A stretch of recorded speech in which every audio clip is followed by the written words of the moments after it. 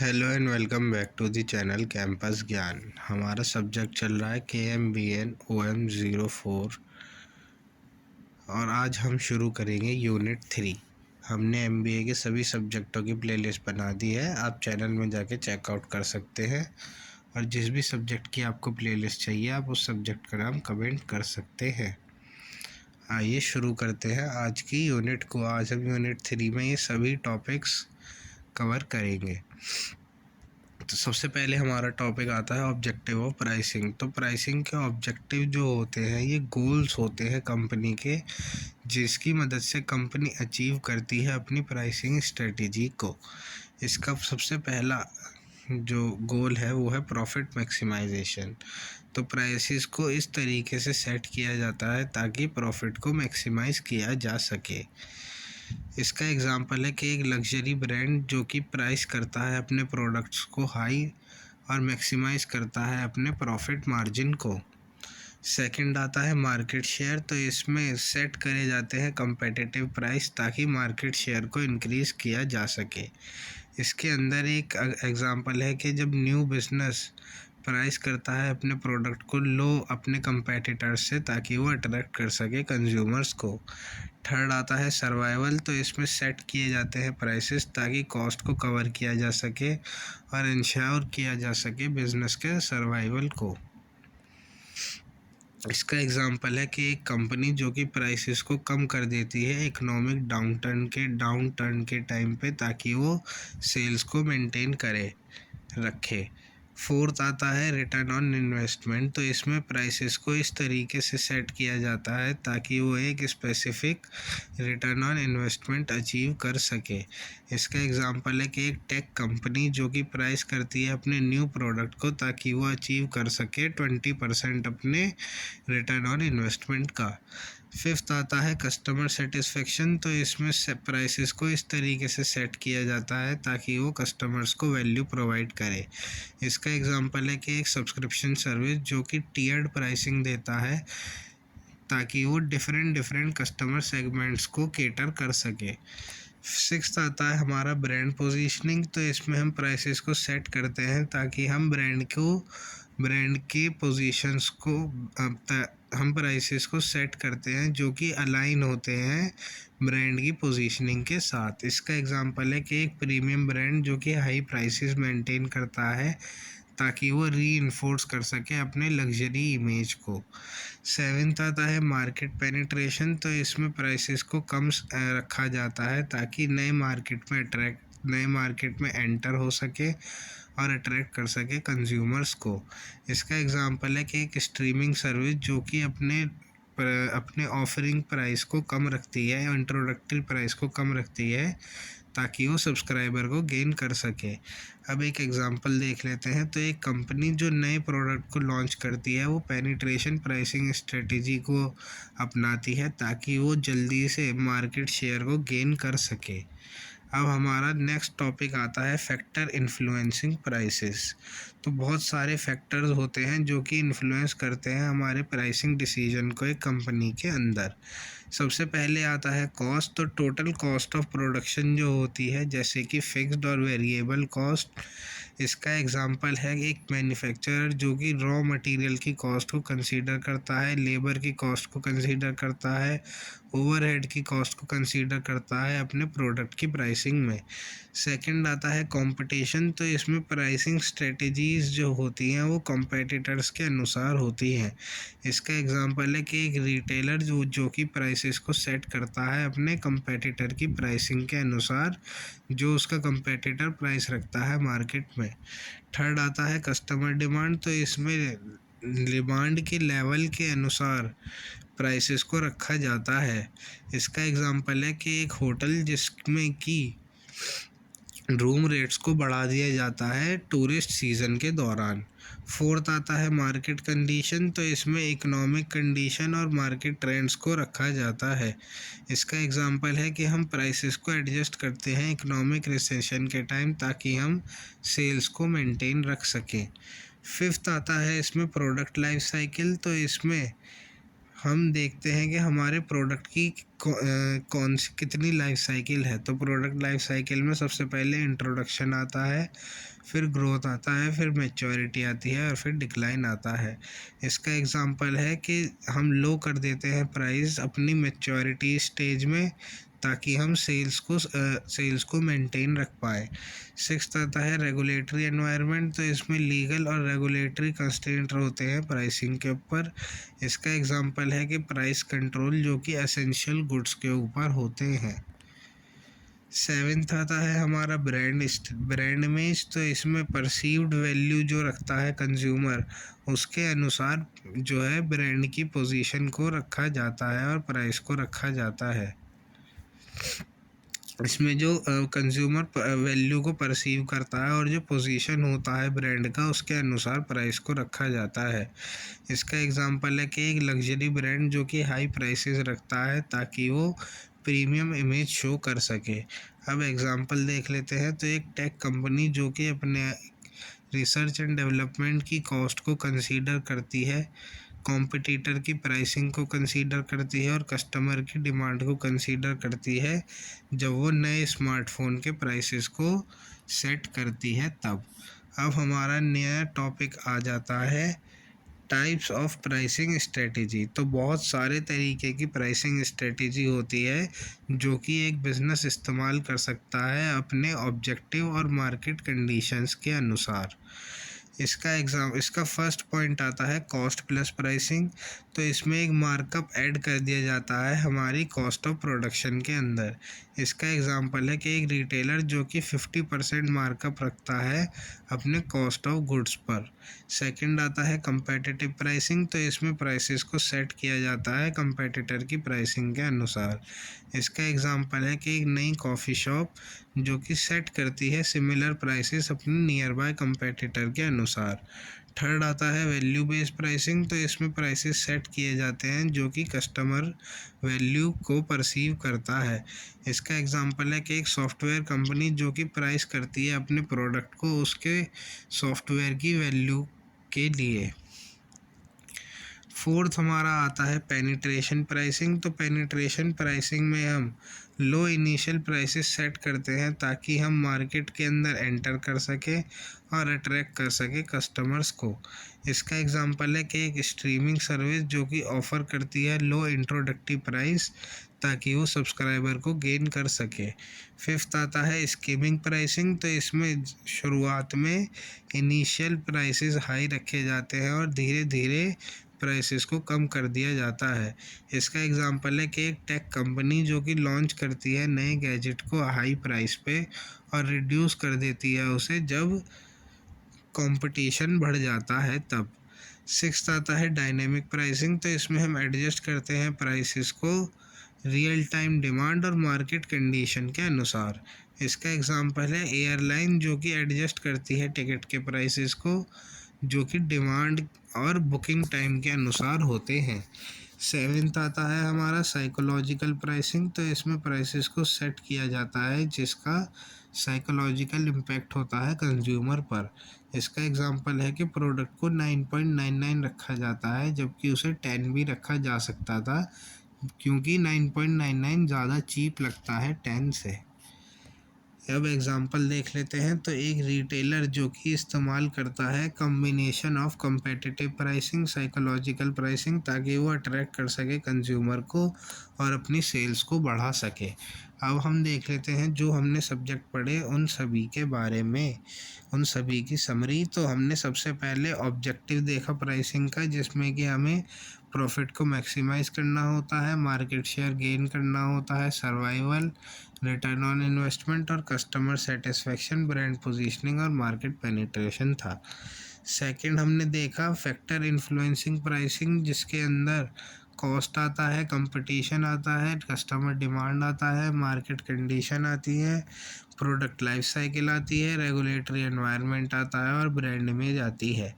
Third आता है types of pricing strategy. तो इसके अंदर कॉस्ट प्लस प्राइसिंग आती है, कंपेटिटिव प्राइसिंग आती है, वैल्यू बेस्ड प्राइसिंग आती है, पेनिट्रेशन प्राइसिंग आती है, स्कीमिंग प्राइसिंग आती है, डायनामिक प्राइसिंग आती है और साइकोलॉजिकल प्राइसिंग आती है। अब हमारा नया टॉपिक आ जाता है नेगोशिएशन। तो नेगोशिएशन का मतलब क्या होता है? तो नेगोशिएशन एक प्रोसेस है जहाँ पे दो और दो से ज़्यादा पार्टी डिस्कस करते हैं और एक म्यूचुअली एक्सेप्टेड एग्रीमेंट पर पहुँचते हैं। इसकी डेफिनेशन देख लेते हैं। तो इसमें दो पार्टी के बीच में कन्वर्सेशन होती है, डायलॉग्स होते हैं, जो जिसकी वजह से हम अपने डिफरेंसेस को रिसॉल्व कर सकते हैं और एक म्यूचुअल एग्रीमेंट पर पहुंच सकते हैं। इसका एग्जांपल है कि एक बायर और एक सप्लायर जो कि नेगोशिएट करते हैं कॉन्ट्रैक्ट के टर्म्स पे। अब इसका पर्पस देख लेते हैं। तो इसका पर्पस है कि ताकि हमें एक फेवरेबल आउटकम मिल पाए और दोनों पार्टी सेटिस्फाइड रहे। इसका एग्जांपल है कि नेगोशिएट किया जाता है ज़्यादा अच्छे प्राइसेस के लिए या फिर डिलीवरी टर्म्स के लिए। थर्ड आता है म्यूचुअल बेनिफिट। तो इसमें एक विन विन सिचुएशन के लिए एम किया जाता है जहाँ पे कि दोनों पार्टीज़ बेनिफिट में रहे।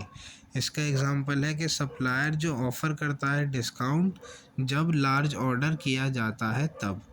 फोर्थ आता है कम्युनिकेशन। तो इसमें इफ़ेक्टिव कम्युनिकेशन जो है वो की रहता है एक सक्सेसफुल नेगोशिएशन के लिए। इसमें हम क्लियरली अपनी नीड्स को बताते हैं और सुनते हैं दूसरी पार्टी की कंसर्न को। फिफ्थ आता है फ्लेक्सिबिलिटी। तो इसमें हम ओपन रहते हैं कॉम्प्रोमाइज़ के लिए और अल्टरनेटिव सॉल्यूशन के लिए।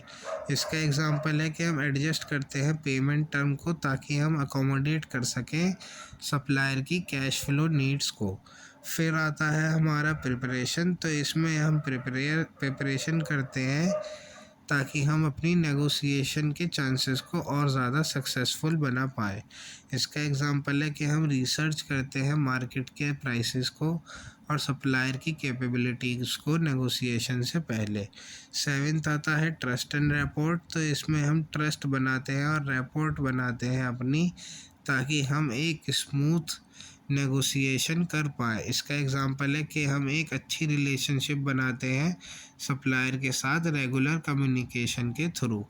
अब एग्जांपल देख लेते हैं। तो एक कंपनी जो कि नेगोशिएट करती है लॉन्ग टर्म सप्लाई कॉन्ट्रैक्ट के अंदर और उनके जो एक कंपनी जो कि नेगोशिएट करती है अपने लॉन्ग टर्म सप्लाई कॉन्ट्रैक्ट में अपने की सप्लायर के साथ ताकि वो स्टेबल प्राइसिंग और सप्लाई रख सके। अब हम एग्जांपल देख लेते हैं नेगोशिएशन के। तो नेगोशिएशन जो है वो किसी भी कंटेक्स्ट में हो सकती है। इसमें हम सोर्सिंग और प्रोक्योरमेंट में भी हो सकती है नेगोशिएशन। तो सबसे पहले आता है प्राइस नेगोशिएशन। तो इसमें नेगोशिएट करे जाते हैं प्राइस हमारे गुड और सर्विस के। इसका एग्जांपल है कि एक बायर जो कि नेगोशिएट करता है लोअर प्राइसेस अपने बल्क परचेजेस के लिए। सेकंड आता है डिलीवरी टर्म्स। तो इसमें नेगोशिएट करा जाता है डिलीवरी शेड्यूल और टर्म्स के बारे में। इसका एग्जांपल है कि जस्ट इन टाइम डिलीवरी के ऊपर अग्री किया जाता है ताकि रिड्यूस कर सके हम इन्वेंट्री कॉस्ट को। थर्ड आता है पेमेंट टर्म। तो इसमें नेगोशिएट किया जाता है पेमेंट शेड्यूल और मेथड के लिए। इसका एग्जांपल है कि हम एक्सटेंड करवा सकते हैं पेमेंट टर्म 30 से 60 डे के लिए ताकि हम अपने कैश फ्लो को इम्प्रूव कर सकें। फोर्थ आता है इसमें क्वालिटी स्टैंडर्ड। तो हम नेगोशिएट करते हैं क्वालिटी स्पेसिफिकेशन और स्टैंडर्ड के अनुसार। इसका एग्जांपल है कि हम एग्री करते हैं कि हम डिफेक्ट रेट को एक्सेप्ट करेंगे जो कि कंपोनेंट हमें सप्लाई किए जाएंगे उनको। फिफ्थ आता है कॉन्ट्रैक्ट टर्म। तो इसमें हम नेगोशिएट करते हैं टर्म्स और कंडीशन एक कॉन्ट्रैक्ट के अंदर। इसका एग्जांपल है कि हम पेनल्टी क्लॉज को डालते हैं लेट डिलीवरी के लिए। सिक्स्थ आता है सर्विस लेवल। तो हम नेगोशिएट करते हैं सर्विस लेवल एग्रीमेंट्स को। इसका एग्जांपल है कि हम रिस्पॉन्स टाइम सेट करते हैं और रेजोल्यूशन टाइम सेट करते हैं अपने सर्विस प्रोवाइडर के लिए। सेवेंथ आता है रिस्क शेयरिंग। तो इसमें हम रिस्क शेयरिंग अरेंजमेंट को नेगोशिएट करते हैं। इसका एग्जांपल है कि हम एग्री करते हैं शेयर्ड रिस्पॉन्सिबिलिटी के लिए सप्लाई चेन डिस्ट्रप्शंस के अंदर। इसका एग्जांपल देख लेते हैं। तो एक रिटेलर जो कि नेगोशिएट करता है लॉजिस्टिक्स प्रोवाइडर के साथ ताकि उसको अच्छे शिपिंग रेट्स मिल सकें और फास्टर डिलीवरी टाइम उसे मिल सके। अब टाइप्स ऑफ नेगोशिएशन देख लेते हैं। तो कई तरीके के नेगोशिएशन होते हैं जिनका इस्तेमाल किया जाता है। सबसे पहले आता है डिस्ट्रप्टिव नेगोशिएशन। तो ये एक कॉम्पिटिटिव नेगोशिएशन होता है जहाँ पे कि एक पार्टी गेन करती है और एक पार्टी लॉस करती है। इसका एग्जांपल है कि एक कार की प्राइस के ऊपर नेगोशिएशन करना। सेकंड आता है इंटरग्रेटिव नेगोशिएशन। तो इसमें कोलैबोरेटिव नेगोशिएशन किया जाता है विन विन आउटकम के लिए। इसका एग्जांपल है कि पार्टनरशिप एग्रीमेंट के लिए नेगोशिएट करना ताकि दोनों पार्टी बेनिफिट में रहें। थर्ड आता है मल्टी पार्टी नेगोशिएशन। तो इसमें बहुत सारी पार्टीज़ को इन्वॉल्व किया जाता है जिनके डिफरेंट इंटरेस्ट होते हैं। इसका एग्जांपल है कि एक जॉइंट वेंचर के लिए नेगोशिएट किया जाता है बहुत सारी कंपनीज़ के बीच में। फोर्थ आता है क्रॉस कल्चर नेगोशिएशन। तो इसमें नेगोशिएशन किया जाता है पार्टीज़ के साथ डिफरेंट कल्चर बैकग्राउंड के। इसका एग्जांपल है कि एक यूएस की कंपनी जो कि नेगोशिएट करती है एक डील जैपनीज सप्लायर्स के साथ। फिफ्थ आता है हमारा इंटरनल नेगोशिएशन। तो इसमें नेगोशिएट किया जाता है एक ऑर्गेनाइजेशन के अंदर और डिफरेंट डिपार्टमेंट्स के बीच में। इसका एग्जांपल है कि प्रोक्योरमेंट टीम नेगोशिएट करती है फाइनेंस डिपार्टमेंट के साथ बजट एलोकेशंस के लिए। सिक्स्थ आता है क्राइसिस नेगोशिएशन। तो इसमें नेगोशिएट करा जाता है एक अर्जेंट और हाई प्रेशर कंडीशन के अंदर। इसका एग्जांपल है कि नेगोशिएट किया जाता है सप्लाई चेन सॉल्यूशंस के अंदर नेचुरल डिज़ास्टर के टाइम पर। सेवेंथ आता है long term versus short term negotiation. तो इसमें नेगोशिएशन किया जाता है लॉन्ग टर्म रिलेशनशिप या फिर वन टाइम डील्स के लिए। इसका एग्जांपल है कि हम नेगोशिएट करते हैं एक मल्टी ईयर सप्लायर कॉन्ट्रैक्ट या फिर वन टाइम परचेज।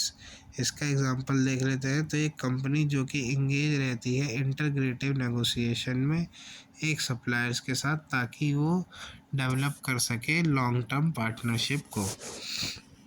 नेक्स्ट हमारा टॉपिक आता है प्रोसेस ऑफ नेगोशिएशन। तो प्रोसेस ऑफ नेगोशिएशन के अंदर बहुत सारी स्टेजेस आती हैं, जैसे कि सबसे पहली प्रिपरेशन। तो इसमें रिसर्च करा जाता है और प्लान किया जाता है नेगोशिएशन से पहले। इसमें हम डेटा को इकट्ठा करते हैं मार्केट की प्राइसेस और सप्लायर कैपेबिलिटीज़ के बारे में। सेकंड आता है ओपनिंग। तो इसमें हम सेट करते हैं टोन अपनी और हम सेट करते हैं टोन और हम ये देखते हैं कि हम अपने स्टार्ट कैसे करेंगे अपनी इनिशियल पोजीशन को।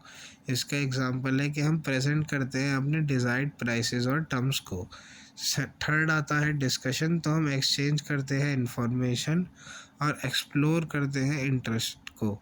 इसका एग्जांपल है कि हम डिस्कस करते हैं सप्लायर कंस्ट्रेंट के बारे में और बायर की नीड के बारे में। फोर्थ आता है प्रपोजल। तो हम बनाते हैं और रिसीव करते हैं ऑफ़र्स को और काउंटर ऑफ़र को। इसका एग्जांपल है कि हम प्रपोज करते हैं एक डिस्काउंट लार्ज ऑर्डर के एक्सचेंज में। फिफ्थ आता है हमारा बारगेनिंग। तो इसमें हम नेगोशिएट करते हैं टर्म्स और कंसेशन के लिए। इसका एग्जांपल है कि हम एग्री करते हैं प्राइस रिडक्शन के लिए जब हम एक्सटेंडेड पेमेंट टर्म्स हमें मिलती हैं।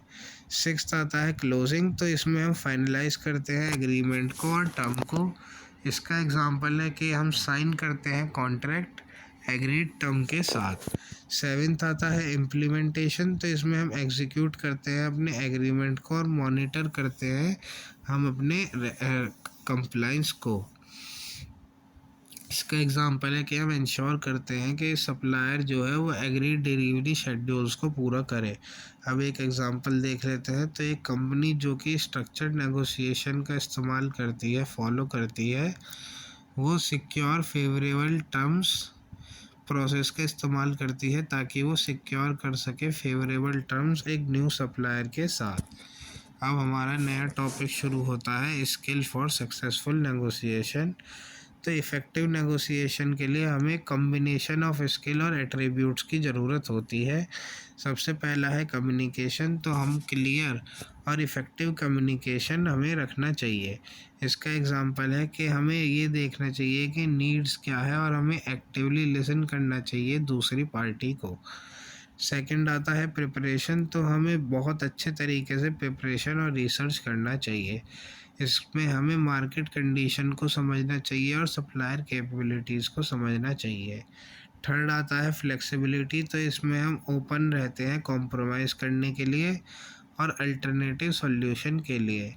इसका एग्जांपल है कि हम एडजस्ट करते हैं टर्म्स को ताकि हम रीच करें म्यूचुअली एक्सेप्टेड एग्रीमेंट को। फोर्थ आता है हमारा प्रॉब्लम सॉल्विंग, तो इसमें हम क्रिएटिव प्रॉब्लम सॉल्विंग और विन विन सॉल्यूशन को ढूंढते हैं। इसका एग्जांपल है कि हम प्रपोज करते हैं अल्टरनेटिव पेमेंट टर्म ताकि हम एड्रेस कर पाएँ कैश फ्लो इश्यूज़ को। फिफ्थ आता है इमोशनल इंटेलिजेंस, तो इसमें हम मैनेज करते हैं इमोशंस को और समझते हैं दूसरी पार्टी के इमोशंस को। इसका एग्जांपल है कि हम काम रहते हैं और कंपोज रहते हैं टेंस नेगोशिएशन के दौरान भी। सिक्स्थ आता है पेशेंस, तो इसमें हम पेशेंट रहते हैं और रश नहीं करते हैं प्रोसेस को, नेगोशिएशन की प्रोसेस को। इसमें हम टाइम लेते हैं और एक्सप्लोर करते हैं सभी ऑप्शन को बेस्ट एग्रीमेंट से तक पहुंचने के लिए। सेवेंथ आता है असर्टिवनेस, तो इसमें हम असर्टिव रहते हैं और एग्रेसिव नहीं रहते। इसका एग्जांपल है कि हम अपनी नीड्स को अच्छे से बताते हैं और अपनी बाउंड्रीज़ को बताते हैं और रेस्पेक्ट करते हैं दूसरी पार्टी को भी। अब एग्जांपल देख लेते हैं तो हम तो एक स्किल्ड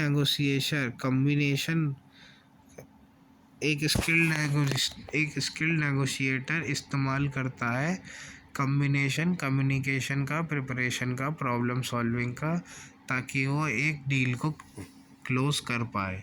अब हमारा नेक्स्ट टॉपिक आता है ऑब्स्टिकल्स ऑफ नेगोशिएशन। तो ऑब्स्टिकल्स आते हैं जो कि सक्सेसफुल नेगोशिएशन नहीं होने देते। सबसे पहला है लैक ऑफ प्रिपरेशन, तो इसमें इनएडुकेट प्रिपरेशन होती है जिसकी वजह से अनफेवरेबल आउटकम्स आते हैं। इसका एग्जांपल है कि जब हम नेगोशिएशन के अंदर आते हैं बिना मार्केट प्राइसेस को समझे। सेकंड आता है पुअर कम्युनिकेशन, तो जब मिस कम्युनिकेशन होता है उसकी मदद से मिसअंडरस्टैंडिंग और कन्फ्लिक्ट्स हो सकते हैं। इसका एग्जांपल है कि हम क्लियरली नहीं बताते हैं नीड्स को और एक्सपेक्टेशंस को। थर्ड आता है इमोशनल रिएक्शन, तो इमोशनल रिएक्शन जो है वो डीरेल कर देते हैं नेगोशिएशन की प्रोसेस को। इसका एग्जांपल है कि हम डिफेंसिव हो जाते हैं या एग्रेसिव हो जाते हैं डिस्कशन के दौरान। फोर्थ आता है कल्चरल डिफरेंसेस, तो कल्चरल डिफरेंसेस की वजह से मिसअंडरस्टैंडिंग आ जाती है जो नेगोशिएशन प्रोसेस को कंप्लीट नहीं हो पाती। तो डिफरेंट नेगोशिएशन स्टाइल आ जाते हैं और कम्युनिकेशन नॉर्म्स आ जाते हैं कल्चरल डिफरेंसेस के अंदर। फिफ्थ आता है पावर इम्बैलेंस, तो इसमें सिग्निफिकेंट पावर इम्बैलेंस आता है जो कि बाधा बन के आता है फेयर नेगोशिएशन के अंदर। इसका एग्जांपल है कि एक लार्ज कॉरपोरेशन जो कि नेगोशिएट करता है एक स्मॉल सप्लायर के साथ। सिक्स्थ आता है रिजिड पोजीशन, तो ये इनफ्लेक्सिबल होता है और इसमें कॉम्प्रोमाइज़ नहीं होता है। इसका एग्जांपल है कि इसमें इनिशियल डिमांड से ही स्टिक रहते हैं और अल्टरनेटिव्स को कंसीडर नहीं करते हैं। सेवेंथ आता है एक्सटर्नल प्रेशर, तो एक्सटर्नल प्रेशर जैसे कि टाइम कंस्ट्रेंट और मार्केट कंडीशन। इसका एग्जांपल है कि हम रश करते हैं ताकि हम एक डील को क्लोज कर सके टाइट डेडलाइंस के दौरान। अब एक एग्जांपल देख लेते हैं, तो नेगोशिएशन फेल हो जाती है poor communication, lack of preparation, जिसकी वजह से हमें एक अनफेवरेबल एग्रीमेंट प्राप्त होता है। अब हम देख लेते हैं जो हमने टॉपिक पढ़े उनकी समरी। तो हमने सबसे पहले नेगोशिएशन देखा जिसमें कि डायलॉग होता है और कन्वर्सेशन होती है जिसकी वजह से एक म्यूचुअली एक्सेप्टेड एग्रीमेंट होता है। फिर हमने एग्जाम्पल देखे नेगोशिएशन के, जिसमें कि price, delivery term, payment term, quality standard, contract term, service level और रिस्क शेयरिंग आता है। नेक्स्ट हमने देखा था टाइप्स ऑफ नेगोशिएशन, जिसमें कि distributive, integrated, multi party, cross culture, internal, crisis, long term versus short term negotiation देखा था। फिर हमने प्रोसेस देखी थी नेगोशिएशन की, जिसमें कि preparation, opening, discussion, proposal, bargaining, closing and implementation था। फिर हमने देखा था स्किल फॉर सक्सेसफुल नेगोशिएशन। इसमें हमने देखा था कि हम communication, preparation, flexibility, problem solving, emotional intelligence, patience और असर्टिवनेस था। और लास्ट हमने देखा था ऑब्स्टिकल्स नेगोशिएशन के अंदर। तो इसमें हमने देखा था lack of preparation, poor communication, emotional reaction, cultural differences, power imbalance, rigid position and external pressures देखा था। अगर आप मेरी वीडियो यहाँ तक देख रहे हैं तो आपका बहुत बहुत धन्यवाद। चैनल को सब्सक्राइब कीजिएगा, वीडियो को लाइक कीजिएगा और शेयर कीजिएगा। Thank you.